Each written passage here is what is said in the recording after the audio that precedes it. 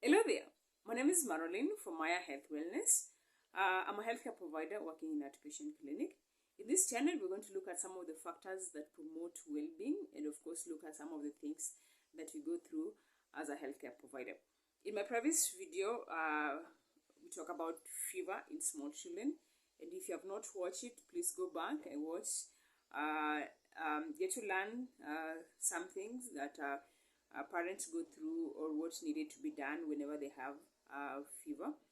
And of course, leave me a comment. Tell me what you think or what has been your experience whenever you have a sick child. What are some of the things that you have done that have worked out for you? So now, in our today's topic, I want to look at some of the things that we go through as a healthcare provider in health facility. Before we can start, for those who are joining me for the first time, karibuni sana. For my returning subscriber, thank you. Don't forget to subscribe, like, hit the notification bell, and of course, let's learn together. Today, I want to talk about a group of patients. I'm really sorry if I'm going to speak of someone who knows me or someone who I've attended to personally, but I think this is something that I see it as annoying as a provider. We have a group of patients who normally come to the health facility. I come from a malaria endemic zone. So most patients will come and tell me, Daktari, I have malaria. And I'm like, okay, you have malaria. So now that you have the diagnosis, and then the next thing that you'll hear, oh, I have malaria, I don't take Coartem or Lonart, I don't take quinine. Previously, 2 weeks ago, I did Piloxin, and today I think the only drug that can work for me is Docetaxel. I was like, okay, you've just made my work easy. You have the diagnosis with you, you have the prescription. So what are you doing at my consultation room? Like, really? Okay. So now, if you have all this, why just walk into a pharmacy, okay, purchase or pick Docetaxel, go take, and that's good. That's it. Then why did you come to me if already you have everything with you? Okay, I think that is very annoying because malaria is not something that you can just come say that I have malaria. Of course, we have signs and symptoms for malaria. But if you have suffered from malaria, like I have suffered from malaria, I've known people who have suffered from malaria. I've attended to patients who have suffered from malaria, and we have those classical presentation for malaria that if somebody suffers from them, then of course we suspect that this patient might be having malaria. But of course, it's not just something that someone can just come. And I'm not even annoyed because of the telling me they have malaria. They have this form of opinion that already they know what they're suffering from, and of course they have the diagnosis. So what they want me is to satisfy their ego by just giving me the drug. No, it doesn't work like that. Now, if you walk into my consultation room, my friend, you're not going to like it because I'm not going to satisfy your ego. One, I'll take you through the entire process. I'll take a proper history, and of course, I'll send you for a lab test so that I can confirm whether you have malaria or not.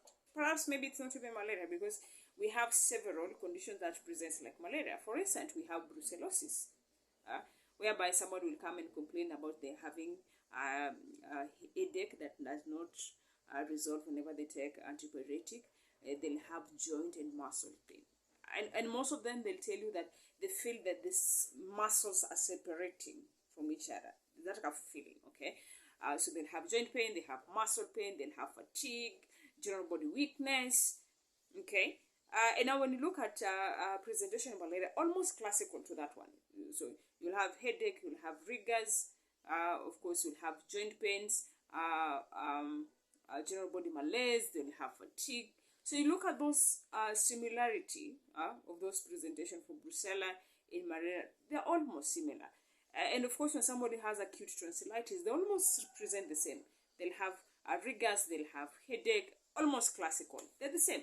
So now when somebody walks in and tells me that, oh, me, I have malaria, and already you have the drug that already you want me to prescribe for you, or someone will even tell me, oh, Mimi, if I take those power oral medication, it doesn't work for me. I have to be given injections. to my opinion. I don't know, maybe I was the one who was taught wrongly in medical school. The case is a scenario where we have to initiate IV medications. Okay, there are those qualifications that an individual qualify for those IV medication. For instance, somebody who has severe malaria, somebody who has cerebral malaria, or even somebody who has acute vomiting. So this patient cannot retain these oral medications. Anything that they take, they throw it up. So in those scenarios, then we have to initiate IV treatment. But now, this somebody is just walking, someone who's just lazy, that they don't want to take oral medication, and come tell me that no, mimi nikimeza hizo za dawa hizo tembe huwa siponi. Okay, huo uponi sawa, enda ukajidunge nyumbani kama huo uponi. So I'm really sorry that I'm getting into so many people's now, but I think that whenever you come to our health facilities, before you start saying that no, those doctors and nurses and clinical officers have attitude, please don't come with attitude. If you come with attitude, we give it back to you. Okay? But we're nice people, we're good people, we love attending to their patients. Of course, our main motive is to ensure that we alleviate the suffering.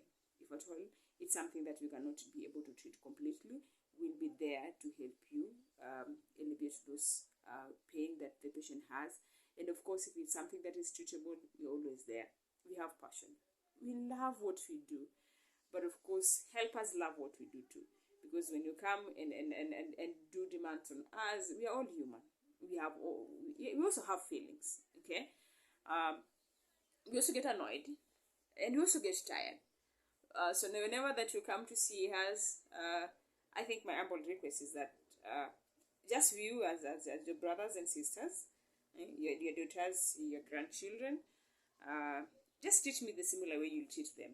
And of course, all will go smooth. But if you bring attitude, and you think that we are immune for those insults that you throw to us, we are not immune. So, thank you for tuning in. Thank you for watching. In my next video, we're going to look at malaria in children.